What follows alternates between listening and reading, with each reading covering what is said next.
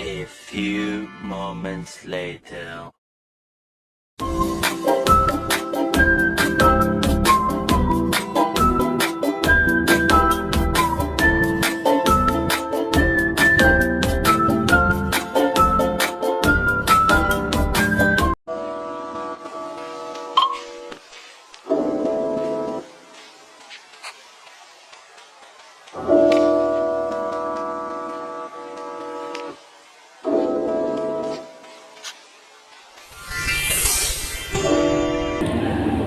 Halo, perkenalkan, nama saya Nur Rahma Mupatu dari kelas 4 MP3.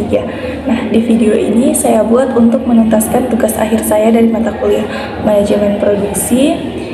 Di video ini saya akan membahas tentang materi manajemen produksi, tentang pengertian manajemen persediaan, faktor yang menentukan besarnya persediaan, dan terakhir saya akan membahas tentang Economist Order Quantity (EOQ) atau analisis kualitas pesanan yang paling ekonomis. Nah, masuk yang pertama yaitu ada manajemen persediaan. Manajemen persediaan itu adalah pendekatan strategis untuk mengelola semua aspek persediaan barang dalam suatu organisasi. Ini mencangkup perencanaan, pengadaan, penyimpanan, dan pengontrolan persediaan untuk memastikan ketersediaan barang yang tepat pada waktu yang tepat, dalam jumlah yang tepat, dan dengan biaya yang optimal. Proses ini melibatkan beberapa langkah. Yang pertama ada perencanaan persediaan, identifikasi kebutuhan persediaan berdasarkan penerimaan pelanggan, tren pasar, dan proyeksi penjualan di masa depan.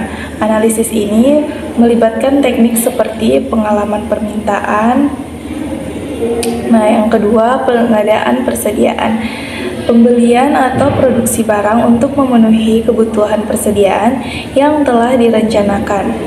Ini melibatkan negosiasi dengan pemasok, pemantauan kualitas barang, dan pemilihan sumber daya yang efisien. Nah, yang ketiga ada penyimpanan. Untuk menentukan lokasi penyimpanan yang tepat untuk barang-barang yang diperlukan. Ini termasuk keputusan tentang jumlah dan jenis gudang yang diperlukan secara strategi penyimpanan yang optimal untuk mengoptimalkan ruang dan efisiensi operasional. Yang keempat ada pengendalian persediaan. Untuk menerapkan sistem pengendalian persediaan yang efektif untuk memastikan stok persediaan dalam jumlah yang tepat tanpa kelebihan yang tidak perlu.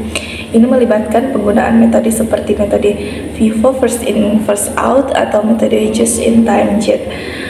Nah, yang kelima ada manajemen resiko, mengidentifikasi dan mengurangi resiko yang terkait dengan persediaan, seperti resiko kekurangan stok atau kerusakan barang. Hal ini melibatkan strategi seperti diversifikasi pemasok atau asuransi persediaan.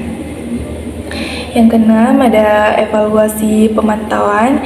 Terus memantau kinerja persediaan dan melakukan evaluasi terhadap proses manajemen persediaan untuk mengidentifikasi area di mana perbaikan dapat dilakukan.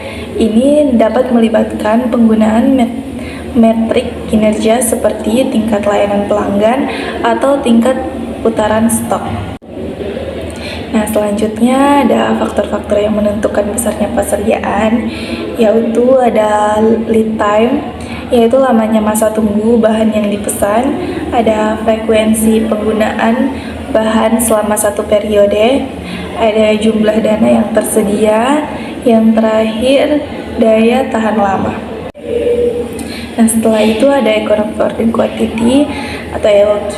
EOQ ini adalah formula yang digunakan dalam manajemen persediaan untuk memutuskan kuantitas pemesanan optimal yang meminimalkan total biaya persediaan dengan mempertimbangkan biaya pemesanan dan biaya penyimpanan.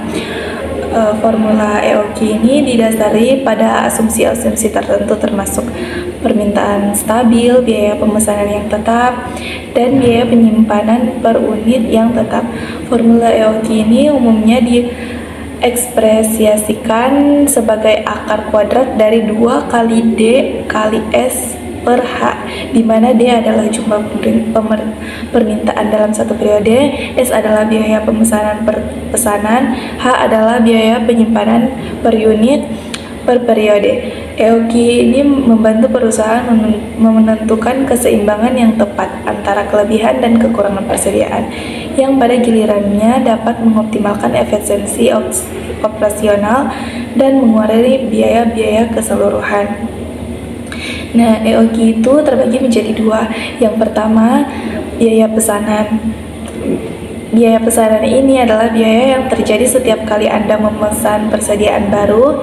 Ini mencakup biaya administrasi, pengiriman, dan lainnya. Yang kedua itu ada penyimpanan.